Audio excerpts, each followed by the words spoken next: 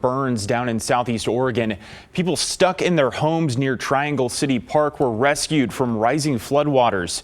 You can see a loader towing two boats with people aboard.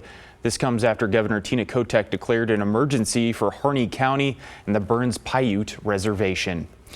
Well, joining us now is meteorologist Joe Ranieri. Now, Joe, what do we know about the flooding there so far? Well, it's widespread and absolutely incredible to look at some of this video. This is some drone video that just got sent in to us from earlier this afternoon. Now, John, this has all started earlier in the week. Now, it was made worse by a rapid snowmelt due to rising temperatures. And I just looked, and it looks like the Harney County area near Burns has the most snowpack across the state at 175% of normal. Now, this damaged area sewer systems, which caused an overflow into floodwaters.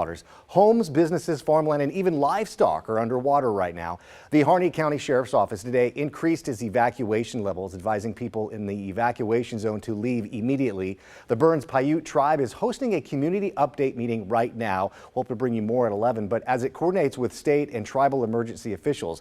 Now, people are being asked to stay out of the floodwaters, obviously, as much as possible because of that sewer overflow. And as we go into the next couple of days, that area of Harney County, and especially near Burns, will be under a flood warning. It just went into effect a couple of hours ago, right around 12:30 this afternoon. It will remain in effect until about 7:30 come Tuesday morning. And there's a good chance that that warning gets extended throughout parts of the Harney County area.